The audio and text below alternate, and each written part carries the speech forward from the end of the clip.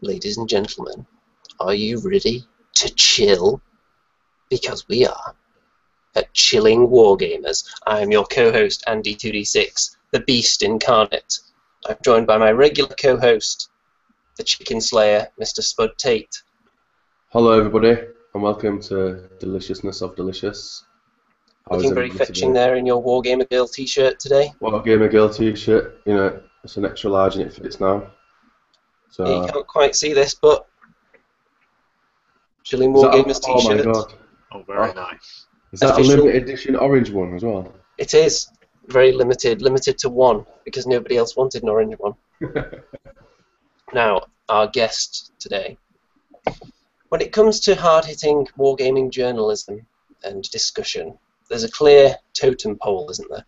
At the top, of course, you've got Chilling Wargamers, and then slightly further down, still quite high up, but not quite on the Chilling Wargamers level, you've got the Beasts of War. And now, we've been joined by the beastliest beast of them all, the Beastmaster himself, Mr. Warren. Yes. Hello, Andy. It's lovely to be slowly climbing my way up your totem pole. So It'll take you a while. It's rather slippy. So it's so if I lose my footing, many have tried. Few have actually made it to the summit. Thank you guys for having me on. I apologize that I was only available on a very, very quiet time on a Monday, so it's I will do my best to be available for a Thursday night or a Friday night or something for you at some point. But so yeah, my apologies for the strange hour that we're doing this. So. You're quite an elusive fellow, aren't you? I'm not elusive. We just we've just had an awful lot going on. I was scheduled to come on to chillax with you guys January. A little bit late. Yeah, and the day of the chill, our boiler blew up, and we had a flooded boiler, and I completely forgot about the show. I was running around dealing with less important stuff.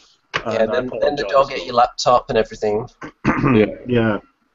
So it's been a busy few months, but it's lovely to be able to chillax with you guys this evening now. So. It's good to get you on at last. It's been a very hard one to get hold of. You doing all right today then, in your lovely studio there? Yes, yep, we're doing okay. We've had a busy weekend. We launched our new overall e-zine on the table at the weekend there on Friday, which is it's a kind of it's an e-zine that's going to go out every Saturday to all of our full membership and all our friends. So there's some tens of thousands getting that, which is great.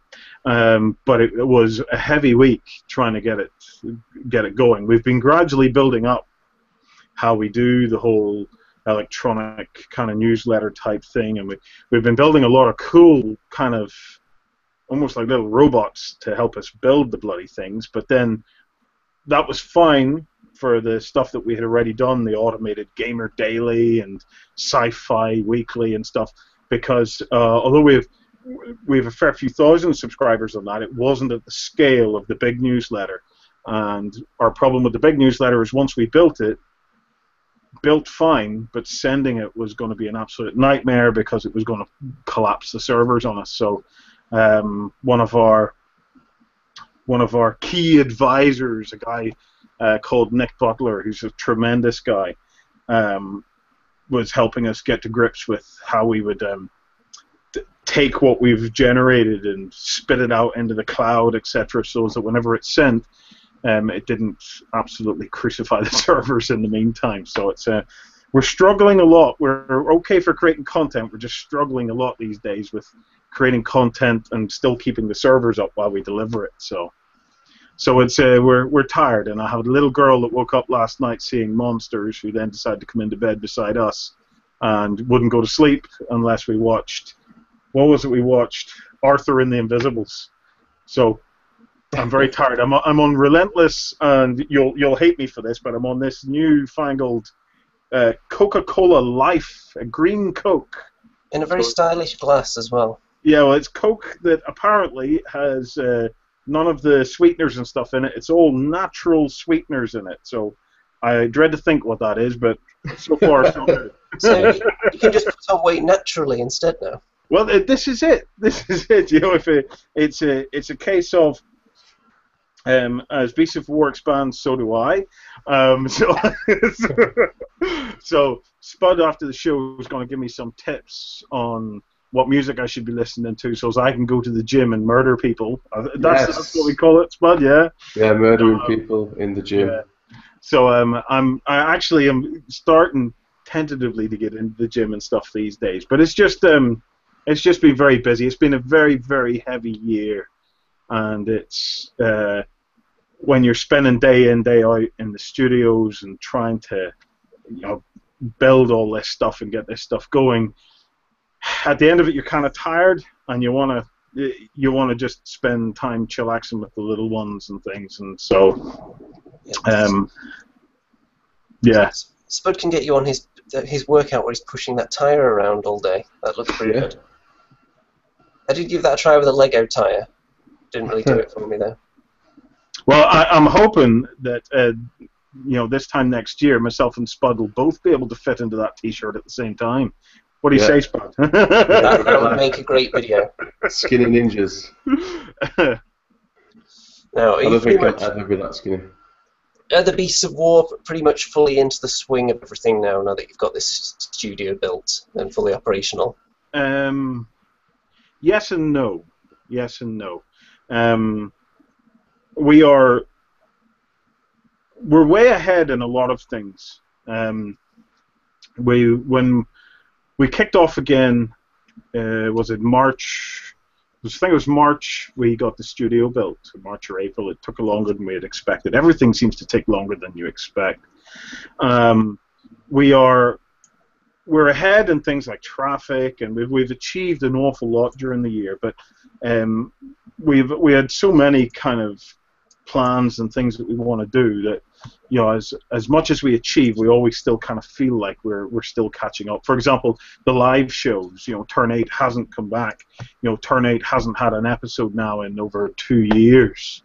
And live stuff was practically in our DNA. So it's we're not at a point yet where we can just go back and launch the live show, but it is something that we're working on. We have updates to the website. We have a lot of stuff that we're still doing, but it's like everything else. You can't do everything at once, and we're only a handful of guys and girls at the finish up. So we work on a very, very tight budget. We're very tight for the time that we have, and we're doing our best, but we still have a long way to go. Yeah, because On the Table's returned. I saw it in one of your videos that you released the other day. Yeah, On the Table is returning. Project. Yeah, it's returning. Yeah. It's probably it's On the Table that we recreated as this easing.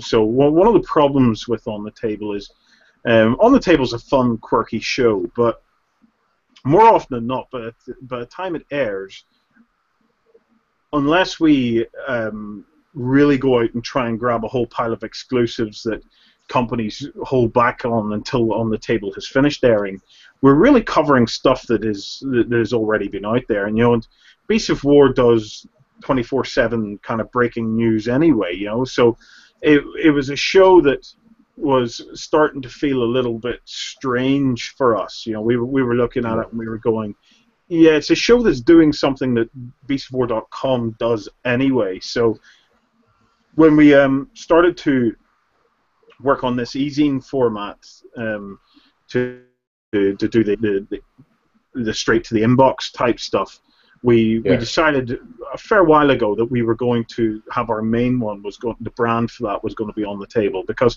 we like we like what we've done with On the Table. We've always liked the style of it, the tempo of it, but by bringing it in as part of an overall e-zine, we were able to support the show with this ongoing rolling news that was landing in people's mailboxes every weekend, and we're able to support the e-zine with a cool show. So by bringing it all together, so once every 4 or 5 issues of the e-zine, we'll probably have an on-the-table show in there, and we're going to take some chances and try and shake it up a little bit. That it's a bit different as a show. So we, at this stage, I'm sitting here and we genuinely don't exactly know where it's going to go. We're hoping that over the course of the next year, we'll be able to, find that out. Yes. Since you moved back away from England again, there doesn't seem to have been a downturn in the number of people, the number of guests that you've been able to get in your studio. Yeah. Is that something that you've been working on, the ability to get people in there easily? So we're fairly fortunate in that. Well, what we discovered when we went to Essex was we thought when we got to Essex that we're on mainland UK. This is going to be easy for people to get up and down to us, and for us to get up and down to them. And then we discovered that it's not that easy trying to drive the length of England. And in many ways, it's just as easy for people to come to one of our local airports. We have 3 airports nearby. So guests just grab flights in and out of the airports. There's a couple of great guest houses. Studio One's based in Castle Rock, which is an absolutely beautiful, beautiful place. So if they come over for any more than a couple of days, they're going to see some beautiful stuff, get some great food, have a good time. And for those guys that can only make it in for a day, we pick them up from the airport, we do what we need to do, and we get them straight back to the airport. So it's fairly convenient. And we have more guests now than we did even during our period when we were in England, because we're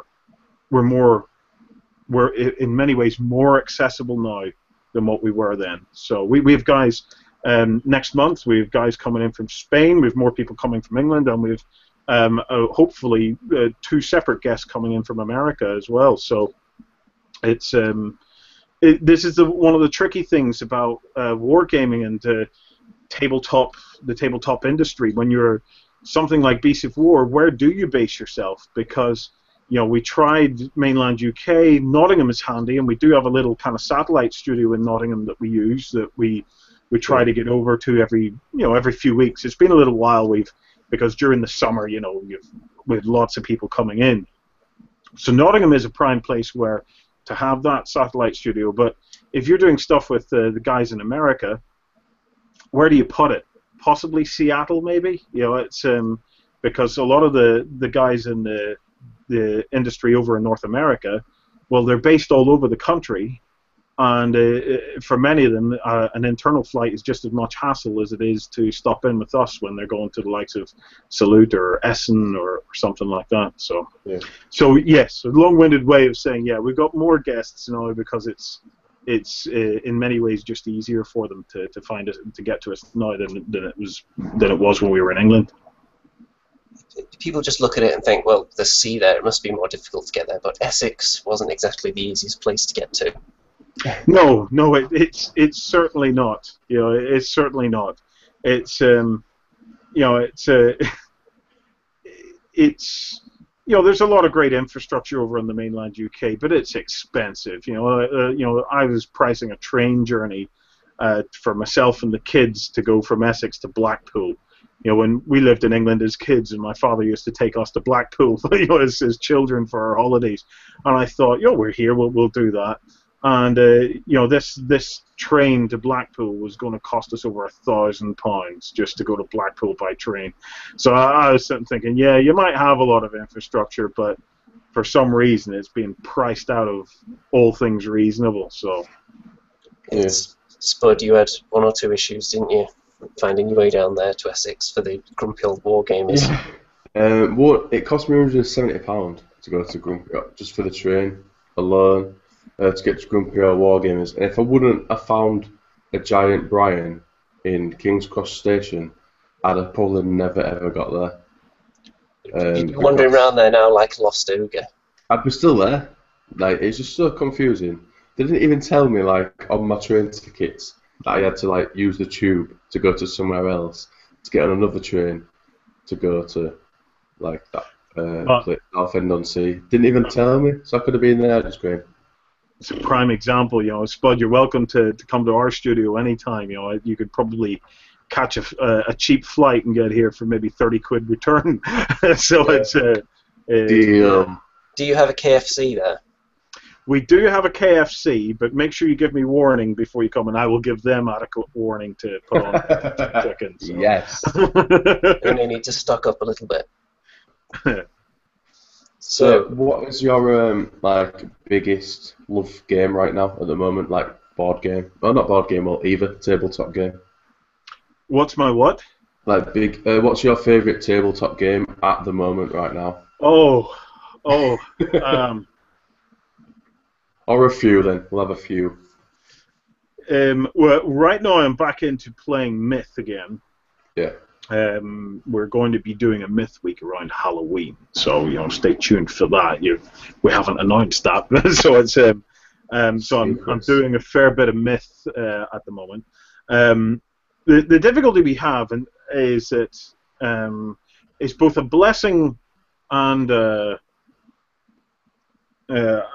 pitfall is we have to work through quite a lot of games in any given week or any given month. So what we tend to do is we tend to go full on into a game for a while, and then we have to hit the next game before we can come back to that original game. So I have games that personally I love, like Flames of War. Massive fan of Flames of War.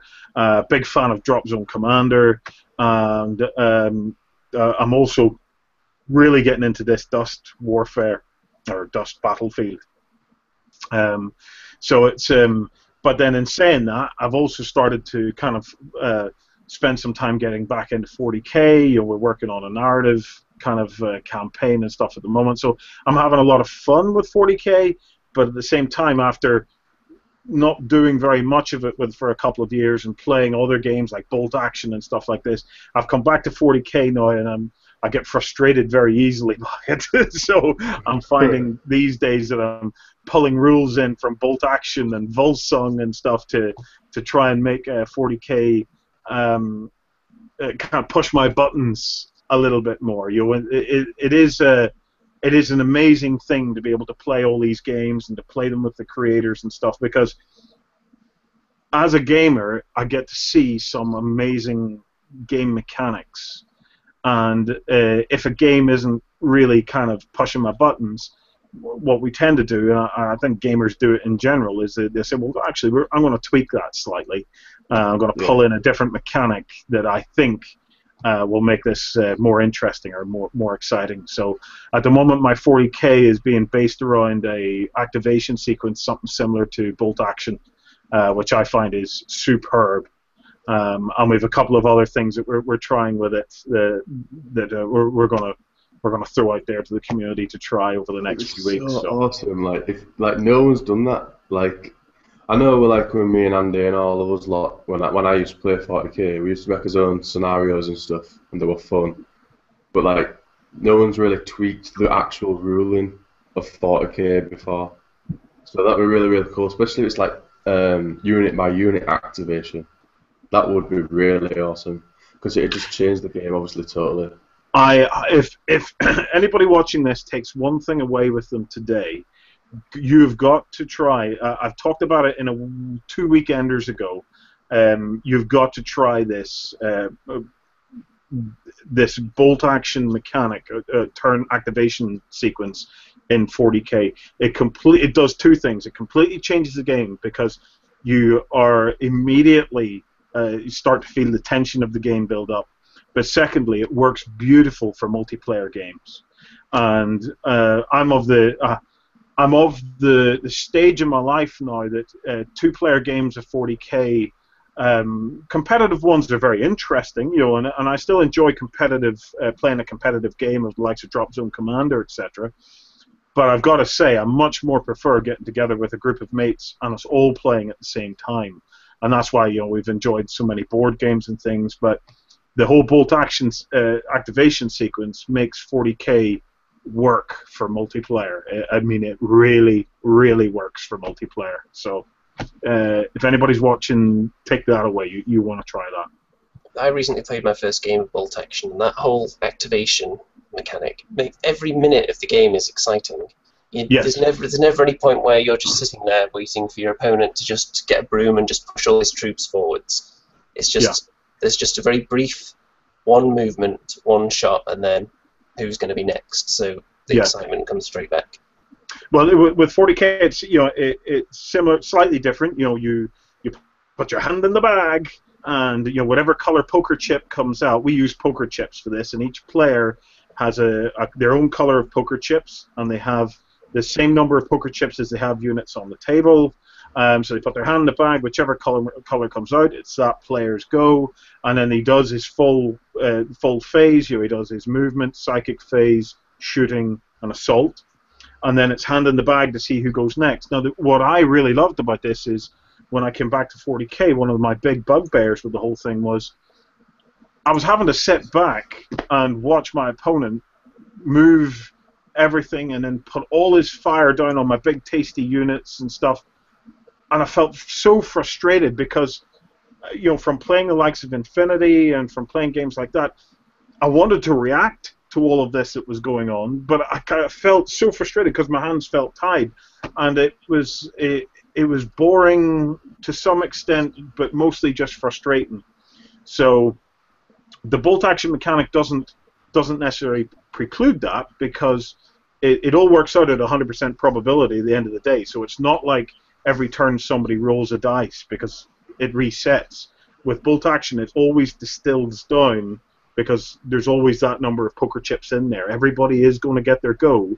You just don't know who's going to get 4 goes in a row. So, but if he does get 4 goes early in the game, he's going to get hammered, at the end of that turn, because sooner or later you're going to get 3 or 4 goes in a row and be able to hammer him back. Otherwise, it kind of plays back and forth. I love it. I think it's a super mechanic, and probably one of my top 10 mechanics of the last 5 years easily. Yeah, it's a lot. There'll be a lot more tactical then as well to it. Well, the thing about tactics is, it doesn't make 40K any more or less tactical. Let's be honest. If you play 40K the way it's been designed by the design team, you have to adapt your tactics to be able to play that way. By using an alternative system for managing that activation, it's just as tactical, but your tactics have to change to take into account that the activation changes. So, a 40K player might be thinking a couple of turns ahead. He's going to be, if he's got a very shooty army, he's going to be putting everything down on key units. He knows that everything's going to be able to fire. He's worked out the probabilities in his head of what's going to happen. So they are his tactics for that type of activation. Whenever you go this way, you just need a whole separate set of tactics. So it's no more tactical. It's just you need different tactics. I was one of those people that used to think that maybe the whole wargaming industry was becoming a little bit oversaturated, and maybe there were too many games. But because I pretty much exclusively used to just play Warhammer Fantasy for quite a while, and then I started branching out and stopping playing one game seriously and instead playing like 8 or 9 somewhat casually, and finding that a lot more interesting, because you can just hop from game to game, whatever catches your interest on any given day, and you're going to have a lot more opponents the more different games that you're playing. There's always something new coming out for a particular game system that you're playing. You're never going to be sitting there waiting for a release like you would be if you were just playing one slightly obscure game. Like, look behind you there, all those millions of games on the shelves. You could never lose your passion when there's so much new stuff coming along all the time, could you? No, we're like the ultimate console, this industry, aren't we? It's we've wondered about this as well, and I talk even recently about, the dangers of a boom and bust within the industry. Can we reach an oversaturation point? My hope is that we don't. My hope is that the player base continues to expand. We get lots of growth, not only in the numbers of players, but Andy, exactly as you've said, in that the players already within the hobby open up and diversify a little, because there's a lot of really brilliant skirmish games out there that only require maybe 5-6 models. Carnivale is a prime example. Carnivale, 6-7 models, and you're playing one of the best role RPG tabletop hybrids that there is in the market. Volsung is another one. Infinity is an absolute prime example of an amazing skirmish game. 10 models and you're there. You have a really good force. I think, though, the key to all of this is it's difficult for people to pick up a whole bunch of these games if they're all of that very top level of complexity. I think that rules writers are now realizing that they need to ease us in as gamers, because I think that they're all now realizing that they're never going to be our sole hobby. That for probably most of the marketplace, they're a secondary or a third game of part of a collection of games that people like to play. So they're starting to simplify things a little bit now and make it easier for us to jump back and forth between the games that we like to play. Yeah. Once you're already playing 5 systems, there's certain games that you couldn't have it as your 6th game system. If you look at any of the main GW games or War Machine or something like that, it's complicated enough so that you can get a lot of enjoyment out of it if you take it really seriously. But if you want to play it as a second-tier game along with a lot of others, it's going to be difficult, because you have to invest a lot of time into it to actually get the hang of it and not be completely crushed. Yeah. Well, like I said, there's primary systems. 40K is an example of a primary system. 40K requires a fair financial investment, a fairly hefty financial investment, let's be honest. But it also requires a substantial investment in getting to grips with the rules, getting to grips with the codices, not only of your own army, but the codices of the players that you play against. Because that's when the games really come to life, whenever you can start to anticipate what your opponents and stuff are going to do. So, for anybody new getting into the hobby and getting into 40K, sit there, spend your time, enjoy it. This industry is going to be around for, well, long after all of us are dead. It's going to be around for a long, long time. So, there's no panic for anybody new to necessarily diversify into other games. If you've picked a primary game like War Machine, 40K, something like that, Infinity, kind of fits into that primary category for me, because although you only need a small number of models, Infinity has a huge tome of rules and special rules that you can use. Spend some time and really kind of throw yourself into that hobby, that game, because there's so much satisfaction to be unlocked by really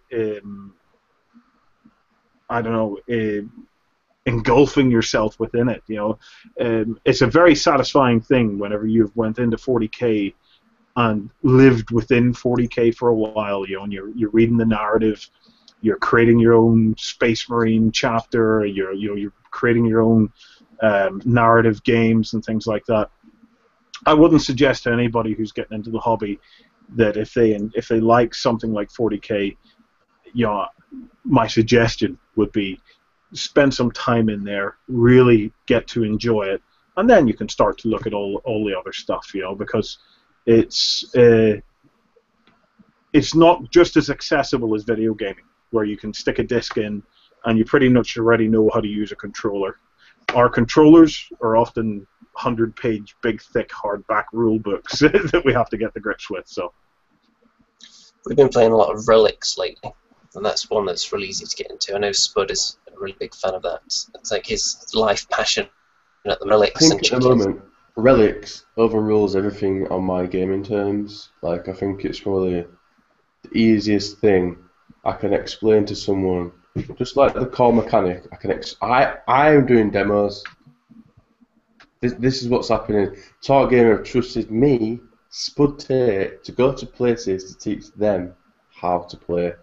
Now that's how easy of a game it is. Relics is a lovely system. You know, it's I've played Relics a couple of times when we were in Essex. You know, it has a beautiful game mechanic based on rolling doubles. Yeah. Which is really really nice. You know, it's the models are cute. You know, and there's a lot of fun and some really nice combos and stuff to be had in there. You know, and it's games like Relics that you know, that people really should, you know, go and have a look at and try and get a demo game of, or watch one of the games you guys record and put online to try them out. It's not a huge investment to get into a game like that either. So you don't need too many models. Unless you want to play really huge games and you just go completely overboard, like maybe Spud has. What, are you at now? 1,000 points? Yeah, well, it wasn't my fault. Even though the standard game is only 200 or 300. Yeah, but and I can have like 3 games at the same time. I don't know if you're quite that good yet. I know that those couple of tournament wins have gone to your head, but yeah. I'm not sure you could actually play 3 games at once like those chess masters. I don't know. I'm getting pretty good at it now. Actually, what faction are you playing, Spud? I am playing the Orkney. Like Nice. person, like player. You see. Yeah. Yeah. Also, like it's the thing with like what you were saying about games progress. Like the Relics game is always moving forward. Like new models are coming out, and then then concepts are coming out. Then they're going into their books. Then they're getting made. And then it's just like a constant, and they listen to the people. I know they're really small, and I know these massive companies can't listen all the time to them.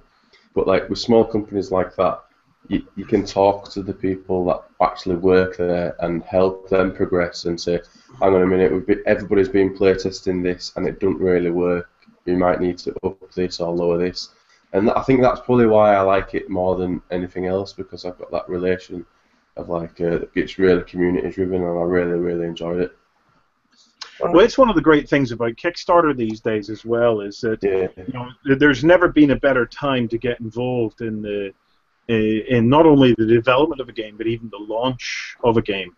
You know, and a lot of the creators of these games are so open to feedback and to building a very tight-knit community of, it's almost like founders, you know. So, and Kickstarter has definitely, I think, helped that people are able to get in from day one on a game, chat back and forth with the game developers as they build up the investment of the game to take it to launch, and then hopefully, you know, once they get their pledges, they're just going to stay hooked and continue to build that relationship with the founders.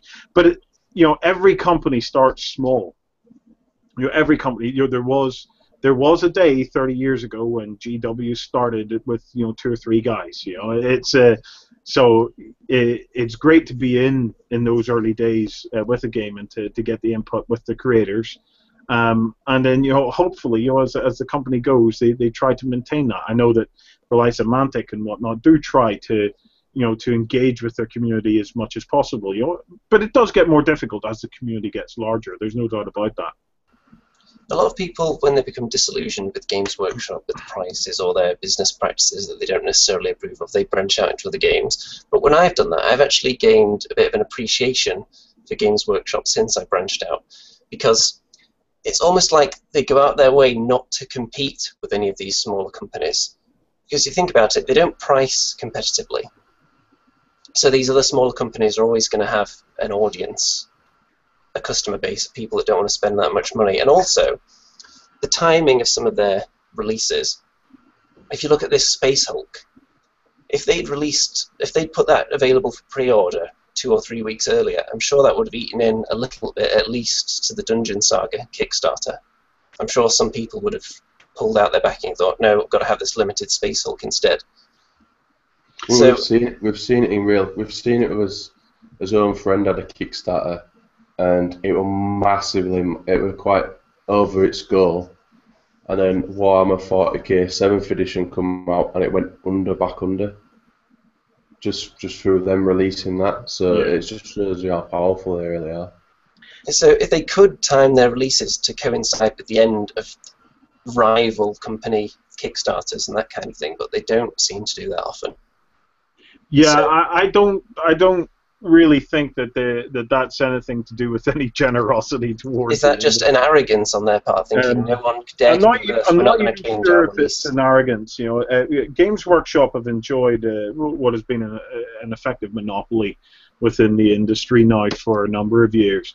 Sooner or later, that will stop. There's a lot of bigger companies. There's a lot more variety and opportunity for gamers now. But Games Workshop are still very much of the mindset that they are not part of the hobby industry, that they are an industry of their own. You know, so they're not part of tabletop gaming. They are Games Workshop. So they don't interact with other games or compete with other games, primarily because up until today, and it probably will stay the same for a while, they don't want to draw attention to the existence of any other games. And to be fair, if you were in a monopoly, you'd probably do the same thing. There's no point in reacting to stuff that is still very much small fry. It's few of the companies outside the likes of Battlefront, Privateer Press, Fantasy Flight are getting to a stage where Games Workshop would need to worry about them to any great extent. Neither Fantasy Flight,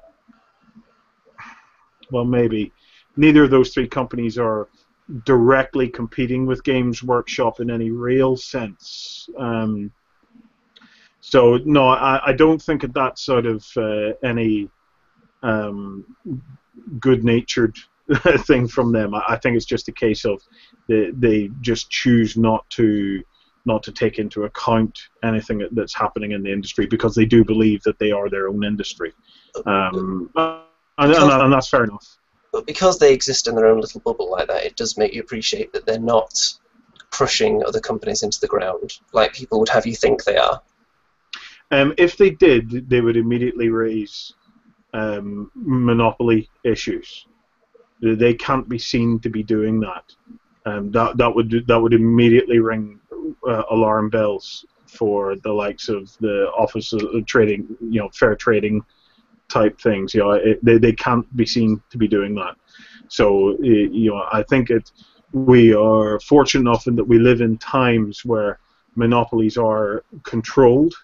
If we had, I don't want to be a complete lefty here, but if we had unbound capitalism at play, you would see them stomping directly over competitors, because that would be an option that would be open to them. That option is not open to them based on British and European law, so that's not going to happen. Well, maybe if the law writers hire some of the people that wrote the new 40k edition, they might have some unbound capitalism in there. Sorry? If they hire some of the rules writers from the new 40k, we might see some unbound capitalism in there. No force organisation for your capitalism. You might. It's certainly.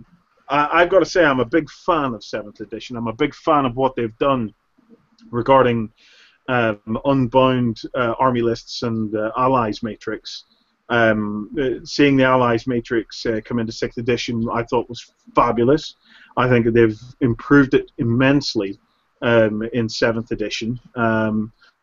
And I think that the whole concept of unbound army lists is much needed and absolute genius. And I'm really liking where they're going with these kind of narrative box sets like Stormclaw that they're coming out with. So there's rosy times ahead for 40k for sure. Fantasy, it'll be interesting to see what the whole Nagash thing does for that game within their portfolio. So so far it looks good. There's a lot of people out there playing Fantasy. Were you drawn back in again at the prospect of playing Nagash and his cronies? I would have been had he been slightly more competitively priced. But £65 for a model and a £50 book.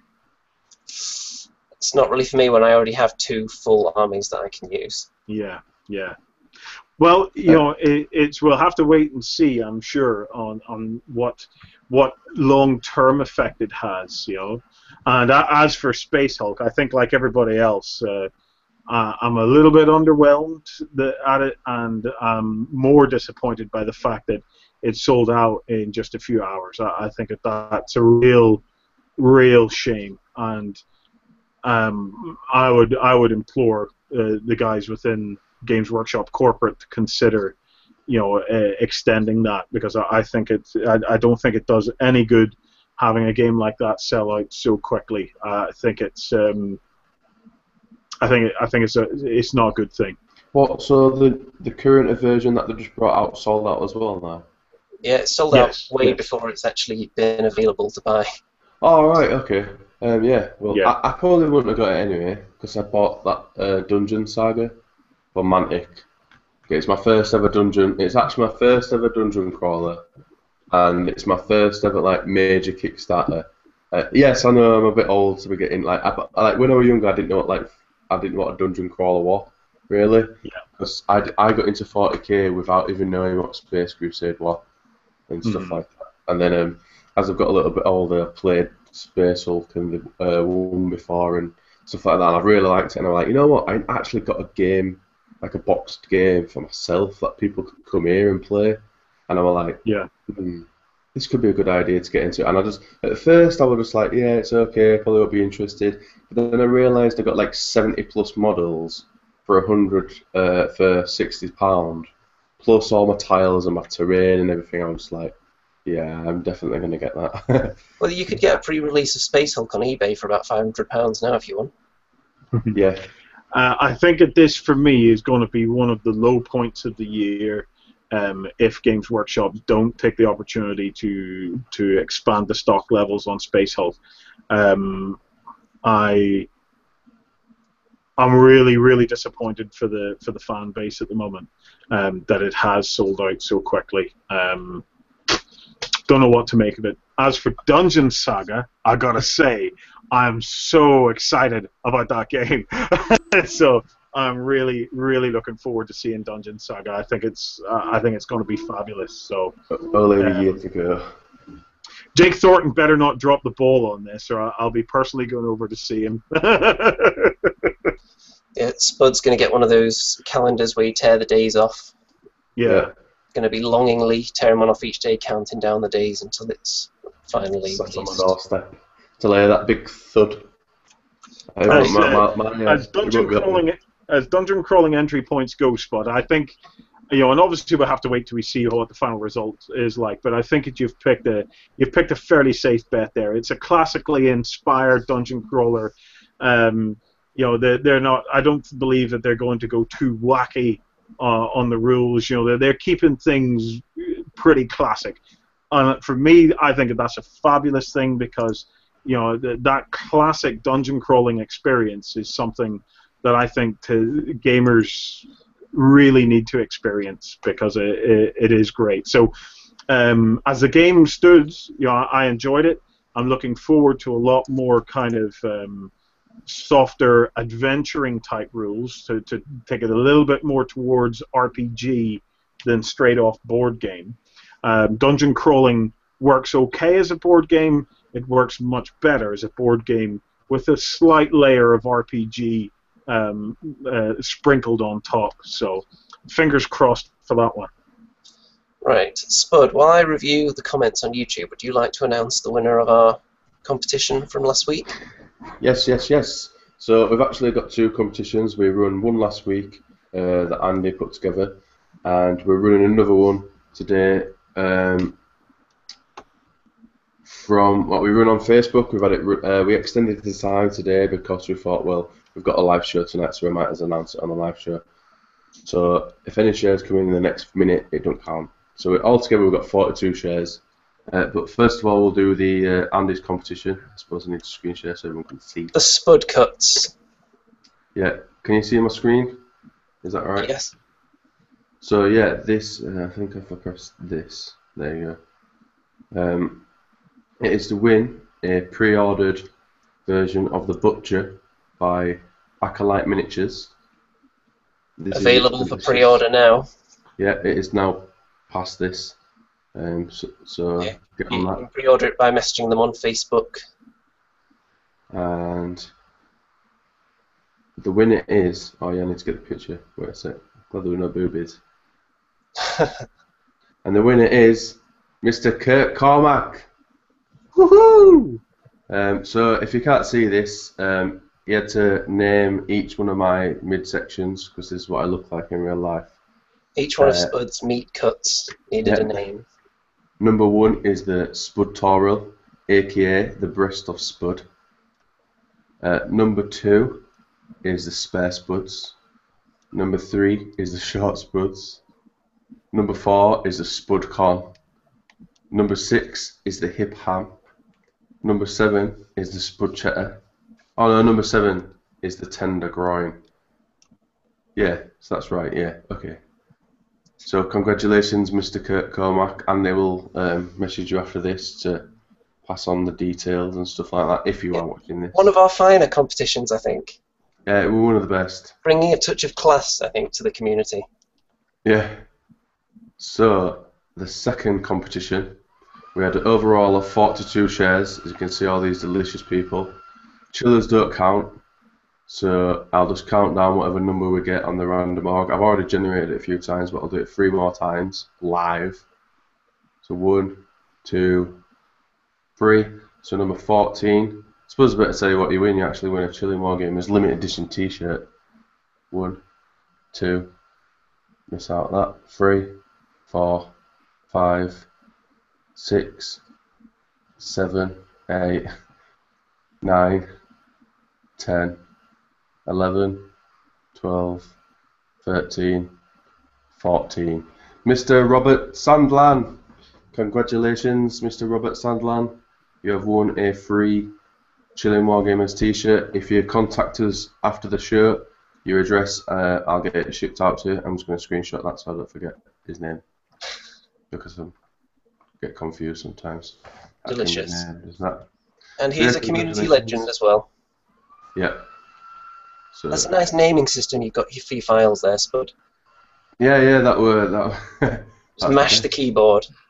Yeah, that's just the first screenshot you see, you know. Professional. Well then, congratulations to the winners. We've got some very interesting audience members. We've got previous chiller, Mr. Bastian, who says, "Good morning," in his typical style. We've got the terrain tutor in here. We've got Richard Peachy. We've got Mazda Monday. We've got Tor Gaming, say yo. Oh, they were listening all along. Hello there, Mr. Gavin. I hope you're still watching. Yeah, better be. We've got Hefesto 555666. That really rolls off the tongue. He says he really liked On the Table, but the current form does indeed make it more relevant. More news is always great, and then he winks.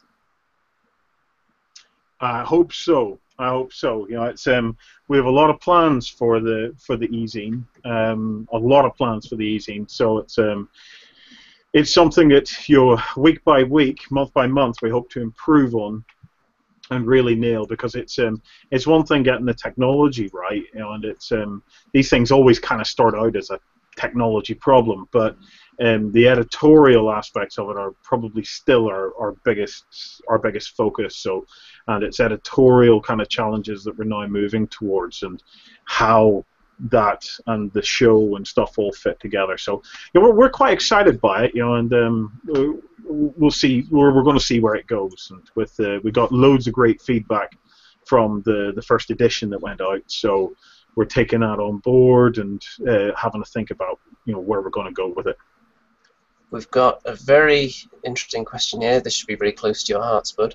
Graham Cullen wants to know, has anyone tried the new KFC pulled chicken burger? Well, so the other day I went for my trip to KFC. You had a moment of weakness. Yeah, I actually wasn't going to eat it either. That was the thing. But anyway, I got peer pressured into it. So I went me and Dan Bringer and Aaron, and we got there, and I saw it, and I was like, oh, it's like, I don't know if to try it or not, just in case I don't like it, you know, or it's a really small burger. So I thought, well, I'll just go original, and I'll just get the wrap to see if it tastes nice. and I'll get my normal like meal. So Aaron actually ordered the pulled chicken burger. Got back to Dan's house, sat around eating his chow. Aaron opened his box with this burger in, and oh my god, it is massive. Like, it is huge. It's bigger than the fully loaded Big Daddy burger by at least twice. It is huge. And my wrap tasted great. So it was just like doublejealous.com. Like, I was so jealous. And I didn't. So yeah, guys, I don't know how long you've got to go get it, but I definitely would suggest trying it. I have not tried it. Yeah.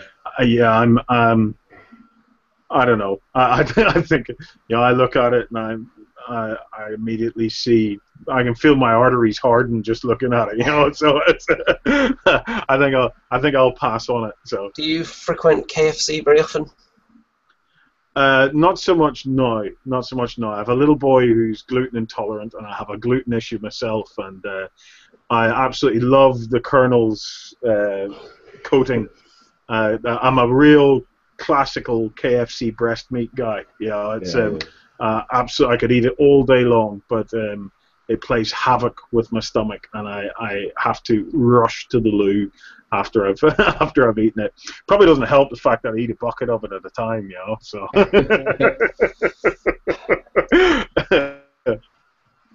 Right. Let's see what else we've got. We've got another question. We've got one from somebody. Terrain The terrain tutor was asking, have we ever been sent something for review that was just awful, naff, or unshowable? And if so, how did you handle it? You had that one. You had that one. What we had when we did the Grumpy Con on the weekender. That company. Yes. Started smashing boxes up and stuff. That company was a bit weird. We. The thing is, we try to be sensitive because we're spoiled for choice. It's if we're not big fans of something these days, we tend to call it. We tend to be open about that. It's in our early days, we were a little bit more reluctant to do that, and that was partially because we didn't have Kickstarter back then. And a lot of these companies, they were people like me and you that had invested, maybe part of their life savings into creating this stuff. They weren't coming out with concepts and stuff. They were coming out with full, little miniature lines. And, they didn't have access to ZBrush and all these things, for creating this stuff. So we tended to steer clear of panning anybody, unnecessarily, because it was...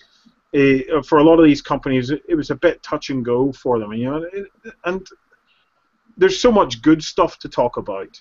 Why would we go out of our way to try and find something to rubbish on camera to X number of thousand people?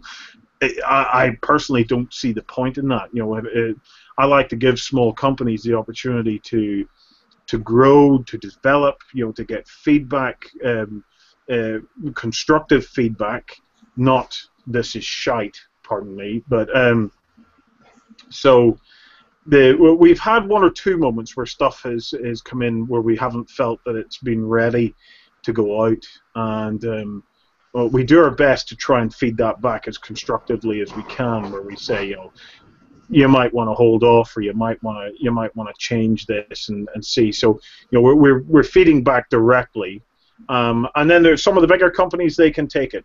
Fantasy Flight did a board game that had some of the most horrendous artwork I had seen.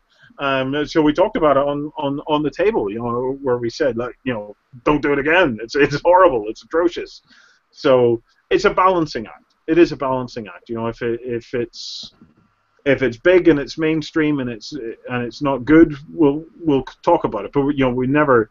You don't pan stuff just for the sake of it. You have to have your reasons. You have to be able to sit down and back it up. Somebody might disagree, and that's absolutely fine, because at the end of the day, one of the great things about this industry and about what we do is it's not like video gaming where we're playing it, can't show you it, can't tell you anything about it because of spoilers, and you have to go 100% on what we say on a rating of 1 out of 10. In this industry, we're showing you what we're looking at in HD. We're playing through the games to show you how the mechanics work. It's all there for you to make your own decisions on. You don't need to completely rely on us to tell you on a scale of 1 to 10 where it sits. Well, I'm glad you didn't just completely bash any companies into the ground then, because we didn't discuss it beforehand, and they could have been one of our many lucrative sponsorship deals that you've shattered for us. So thankfully that didn't happen.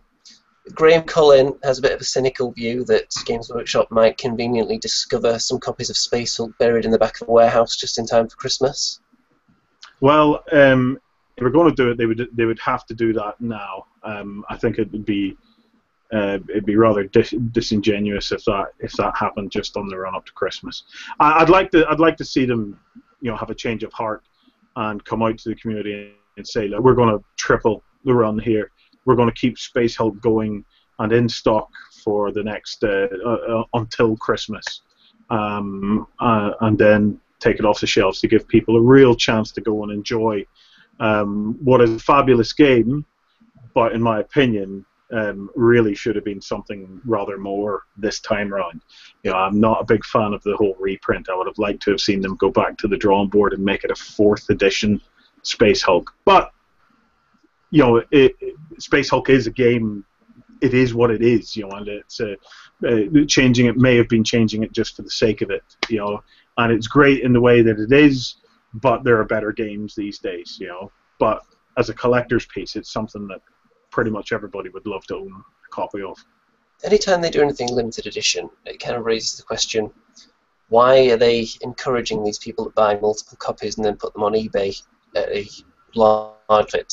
Because surely the money that someone's going to spend on that on eBay is just money that they could have potentially bought other Games Workshop products with. Yeah, there's a little bit about. Not really. Games Workshop don't like seeing their products on eBay. No company does. But for them, having products sell out sends a powerful message. To their customer base. That the next time we do something, whether you are fully sold on it or not, if you don't want to lose out on the chance, you need to pre-order it there and then, because if you even try to think about it, it will be gone. So there's a powerful marketing message behind having games sell out. If you're not awake at midnight hitting refresh over and over again. The other thing I think is a bit upsetting is, I remember a long time ago, they told me that they were bringing a limited edition Bilbo Baggins out for the Lord of the Rings, and I waited for an hour before the store opened to get that model, right? And then a few years later down the line, they reproduced it again and brought it out again, and I'm just like, how is it? It's no longer limited edition anymore if you reprint it. It's not. That's what they've done. So these other people that bought the first copy of Spacehulk, or the last one, they're like, oh my god, this is like gold. But now they've just re-released it again. It's just like, oh, thanks. So, well, if you're into your Lord of the Rings, I advise anybody that's watching to start saving now to be ready for the end of the year. Yeah. Yeah, because there is something that's coming that's probably going to blow minds, but you will need to really start saving now to avail of it. So you can get a life-size Bilbo Baggins for your bedroom, Spud. Yeah. Cast in fine cast. They have a lot of it left over since they stopped producing miniatures with it, so they're just using it for this now. Think of all those wonderful holes in it for you. Yeah, it'd be amazing. Just depends where the holes are. I'm not sure this is a road we want to go down at this time in the evening. No. Well, it's past 6 o'clock. Yeah. But before we go, finally, on the pulled chicken burger, Graham Collins says they've done it wrong. They should have put the same old chicken strips in there, just lots more pulled chicken. Oh, they shouldn't have put the same old chicken strips in there, that's what he says. Yeah, I know what it means. He's a professional KFC eater. Yeah, so, on the note of KFC, I think we should draw this to a close, pull it into the docks and tie it up. What do you think, Spud? Well, thanks for having me, guys. It's been an absolute pleasure to chillax with you at a tea time on a Monday. I'm feeling utterly chilled now, Spud. So I'm even feeling a little bit emotional, if I'm being honest. So, so it's been amazing. I'm gonna go off now. I have a date with a little blonde tonight where me and her are gonna play Scooby Doo. So we have a Scooby Doo adventure in a carnival town to have. So we'll have to do this again at a more prime time hour, I think. Absolutely, it'd be my pleasure. Keep me posted, and we'll do my best to be on. I might be able to get one or two of the other beasts on as well if you want. So yeah, that'd be proper awesome. Yeah, so and thanks for everyone that took the time out of their Monday afternoon to come and watch. So yep, and just keep climbing that slippery totem pole, and you'll get to the top eventually, I'm sure. Yes, sooner or later, Andy, I will reach the top of your totem pole, mate. And then if one day you better watch out. If one day you hear a knock at the door and it's just me and Andy with suitcases with buckets of chicken, and you're in between filming something, you're just like, "Hi guys, just remember you invited us. We'll just turn up randomly." If you land down with a bucket of chicken, you've guaranteed your slot on the Weekender. I wonder if you can board a plane with KFC. Sounds like a challenge, doesn't it, Spud? Mm-hmm. Sounds like a video we could make. Yeah. Well, thanks for joining us, ladies and gentlemen. At 7 p.m. tonight, we have part 2 of our Chilling Wargamers D&D. So you want to see what happens? You want to see what happens with Billy, the Killer Ninja Chicken, among others, who just had his enema last week. And then on Wednesday, we have another episode with the Dice Bag Lady, so that'll be emotional as well. So until then, goodbye. Goodbye, everybody. Cheerio.